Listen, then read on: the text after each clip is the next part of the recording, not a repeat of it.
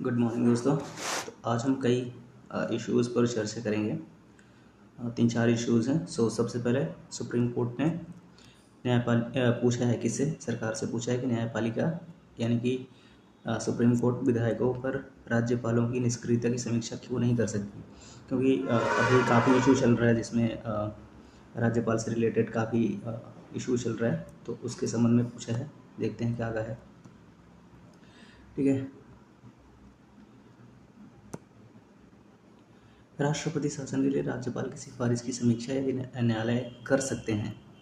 क्या पूछ रहे हैं कि राष्ट्रपति शासन के लिए राज्यपाल की सिफारिश की समीक्षा यदि न्यायालय कर सकते हैं तो न्यायपालिका महत्वपूर्ण राज्य विधेयकों को वर्षों तक लंबित रखने के लिए राज्यपाल की जांच क्यों नहीं कर सकती। बेसिकली भी जो तमिलनाडु में हुआ था जिसमें सुप्रीम कोर्ट ने अनुमति दे दी थी, उसी के संबंध में ये आर्टिकल है। यह बात राष्ट्रपति संदर्भ पीठ की अध्यक्षता कर रहे भारत के मुख्य न्यायाधीश यानी CJI BR गवई ने मंगलवार को केंद्र और भाजपा शासित राज्यों से पूछा। ठीक है। यदि संविधान के अनुच्छेद 356 के तहत राज्यपाल द्वारा प्रयोग किए गए विवेक की न्यायिक समीक्षा की जा सकती है तो अनुच्छेद 200 के तहत विवेक की क्यों नहीं की जा सकती, ऐसा उन्होंने पूछा है। किससे पूछा? सरकार से। मुख्य न्यायाधीश गवई ने महाराष्ट्र राज्य द्वारा प्रस्तुत वरिष्ठ अधिवक्ता नीरज किशन कौल द्वारा राज्यपालों की व्यापक विवेकाधीन शक्तियों के बारे में प्रस्तुत किए गए एक प्रश्न के उत्तर में यह टिप्पणी की। ये टिप्पणी इंपॉर्टेंट हो जाती है क्योंकि सरकार लगातार विरोधी रुख रख रही है इस मामले में। ठीक है, आगे बढ़ते हैं। संविधान के अनुच्छेद 356 आपको पता होगा कि राष्ट्रपति शासन से संबंधित है। परिस्थितियों का वर्णन करता है जिसके कारण किसी राज्य में राष्ट्रपति शासन लगाया जाता है। राष्ट्रपति का निर्णय राज्य की संवैधानिक व्यवस्था की विफलता के बारे में राज्यपाल द्वारा की गई रिपोर्ट पर आधारित होता है। अनुच्छेद 200 जिसमें आपको पता होगा कि राज्यपाल राज्य विधेयकों पर उनकी जो शक्ति होती है उसके मामले में है। राज्यपाल की शक्ति से संबंधित है जो उसके समक्ष स्वीकृति के लिए रखे गए राज्य विधेयकों पर विचार करने की शक्ति रखता है। ठीक है, आगे चलते हैं। सर्वोच्च न्यायालय ने SR बोमई मामले 1994 ये मामला है। SR बोमई मामला 1994 में अपने फैसले में कहा था कि राष्ट्रपति शासन की घोषणा की अदालतों द्वारा समीक्षा की जा सकती है ताकि यह सुनिश्चित किया जा सके कि यह दुर्भावनापूर्ण कारणों से प्रेरित नहीं थी। इस मामले में सुप्रीम कोर्ट ने कहा था कि यदि राष्ट्रपति किसी राज्य में राष्ट्रपति शासन लगाते हैं तो न्यायपालिका उसका समीक्षा कर सकती है। ठीक है, आगे बढ़ते हैं।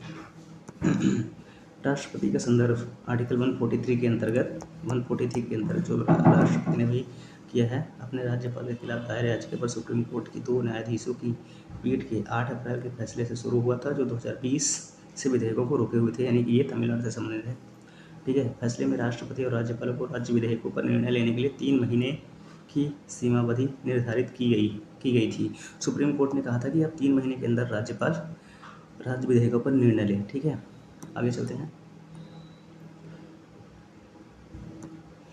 राष्ट्रपति के संदर्भ का समर्थन करते हुए केंद्र और महाराष्ट्र, राजस्थान, छत्तीसगढ़, गोवा, हरियाणा और केंद्र शासित प्रदेश पुडुचेरी जैसे राज्यों ने तर्क दिया है कि न्यायपालिका राष्ट्रपति और राज्यपालों को समय सीमा तक सीमित नहीं कर सकती।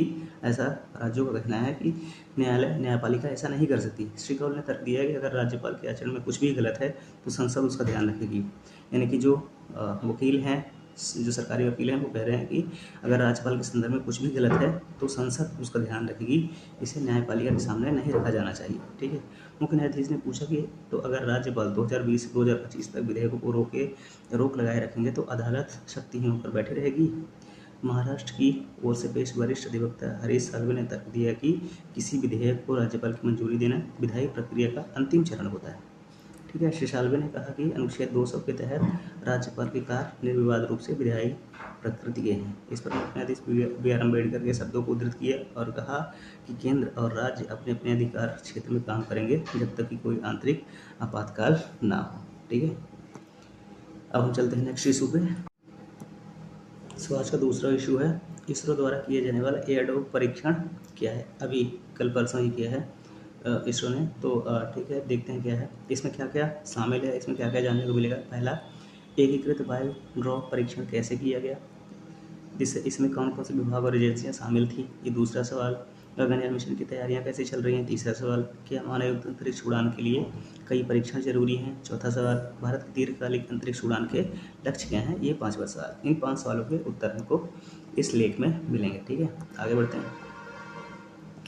पहले तो अब तक की कहानी देख लेते हैं क्या चल रहा है। 24 अगस्त को, यानी कि आज 26 अगस्त है, तो यानी कि 2 दिन पहले भारतीय अंतरिक्ष अनुसंधान संगठन इसरो ने अपना पहला एकीकृत बायो ड्रॉप परीक्षण, उसका नाम है IADT-1।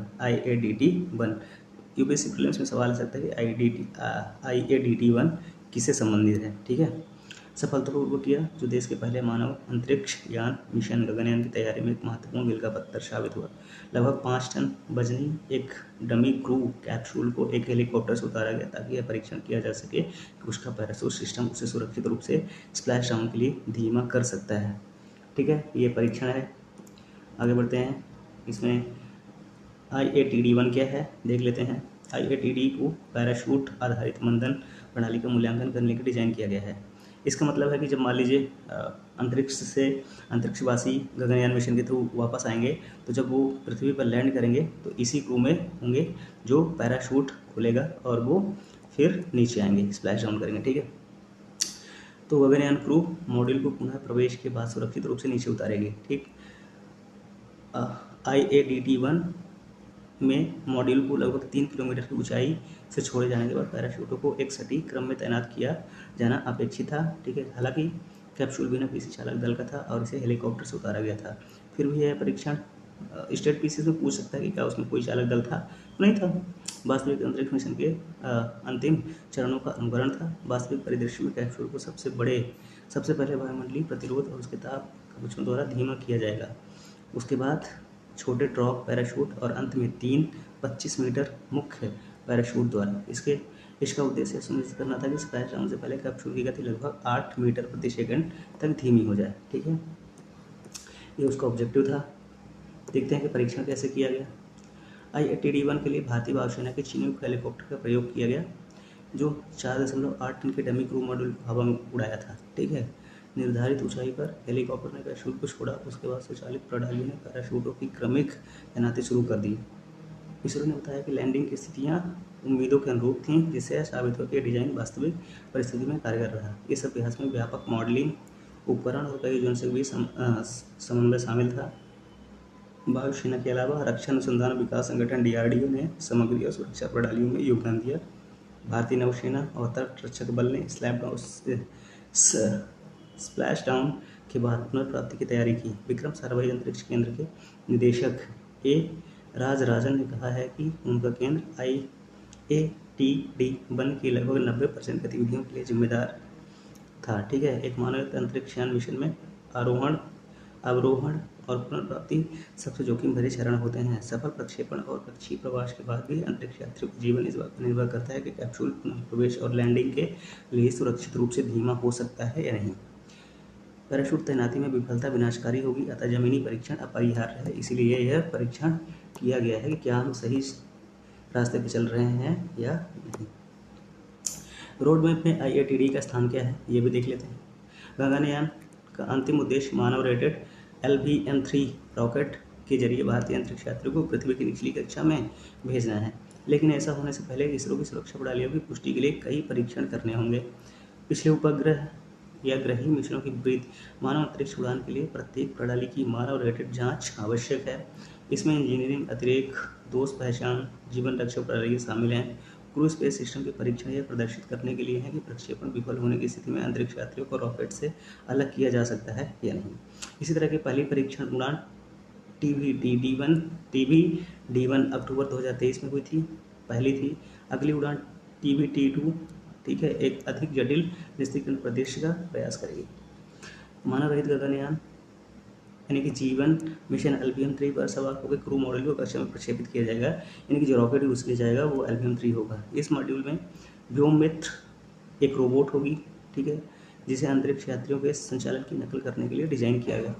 हाल ही में IAD-1 की सफलता TBD-2 और G1 के लिए मार्ग प्रशस्त करेगी। आगे के ड्रॉप परीक्षण और उप प्रणाली परीक्षण, जिसमें अधिक IADT और उप प्रणाली जांच शामिल है, समानांतर रूप से जारी रहेंगे, ठीक है, ताकि अंतरिक्ष यात्रियों को उड़ान भरने की अनुमति मिलने से पहले प्रणाली को पुरस्कृत किया जा सके। कुल मिलाकर पहली मानव उड़ान यानी H1 होने तक इसरो कई हजार परीक्षण कर चुका होगा, यानी कि अभी परीक्षण लगातार चलते रहेंगे ताकि अंत में कोई दिक्कत का सामना ना करना पड़े। ठीक है। विकासाधीन कुछ महत्वपूर्ण प्रणालियों में ऑक्सीजन, तापमान, अपशिष्ट प्रबंधन और अग्नि सुरक्षा के लिए पर्यावरण नियंत्रण और जीवन रक्षक प्रणाली, एकीकृत वाहन स्वास्थ्य प्रबंधन प्रणाली जो स्वचालित रूप से दोषों का पता लगाने और निस्तारीकरण क्रियाओं को सक्रिय करने में सक्षम है, और मानव परिवहन हेतु आवश्यक विश्वसनीयता मानकों को पूरा करने के लिए संशोधित सुदृढ़ एल्बियन 3 रॉकेट शामिल है। भारत को कई ऐसी तकनीकों का स्वदेशीकरण भी करना पड़ा है जो विदेशों में उपलब्ध नहीं थी, जैसे कि एस्केप मोटर्स को लेकर विशिष्ट कंपोजिट तक। ठीक है। प्रत्येक उपप्रणाली को प्रमाणित होने से पहले सैकड़ों परीक्षण से गुजरना पड़ता है। ठीक है। भारत के दीर्घकालिक लक्ष्य क्या हैं? पहला, गगनयान अपने आप में एक लक्ष्य नहीं है, बल्कि एक व्यापक मानवयुक्त अंतरिक्ष उड़ान रोडमैप की नींव है। भारत सरकार ने 2035 तक भारतीय अंतरिक्ष स्टेशन यानी कि BAS स्थापित करने और 2040 तक भारतीय चालक दल के साथ चंद्रमा पर उतरने की घोषणा की है। ठीक है। ये इंपॉर्टेंट है। इन लक्ष्यों के लिए बार बार उड़ानें, विस्तारित कक्षीय मिशन और गहन अंतरिक्ष तकनीक की आवश्यकता होगी। इस संबंध में हालांकि कार्यक्रम में देरी हो सकती है। IIT D1 मूल रूप से 2 अप्रैल 2024 के लिए निर्धारित था। प्रत्येक मील का पत्थर अधिक महत्वाकांक्षी परीक्षणों के लिए क्षमता का निर्माण करेगा। ठीक है। यही है। एक उदाहरण के लिए इसने दिया है कि के अनुसार TVD2 मिशन एक निरस्त परिदृश्य का अनुकरण करके गगनयान क्रू एस्केप सिस्टम का प्रदर्शन करेगा। क्रू मॉड्यूल समुद्र में उतरने से पहले थ्रस्टर्स और पैराशूट का उपयोग करके अलग हो जाएगा और नीचे उतरेगा, जिसके बाद पुनर्प्राप्ति अभियान होंगे। इसके बाद जब वो उतर जाएगा तो उसको समुद्र में हमारी नौसेना जाके वापस प्राप्त कर लेगी। इसके वर्तमान में स्पाइडेक्स मिशन जो अभी कुछ दिन पहले अंतरिक्ष में 2 उपग्रहों को जोड़ने की बात हुई थी, वो स्पाइडेक्स मिशन था। ठीक है। डॉकिंग प्रदर्शन किया गया। गगनयान चंद्रयान 4 और BSS मिशनों का एक महत्वपूर्ण हिस्सा हुई। H1 वर्तमान 2027 के लिए निर्धारित है, लेकिन इसमें और देरी होने की संभावना है। तो ये इशू कंप्लीट हुआ।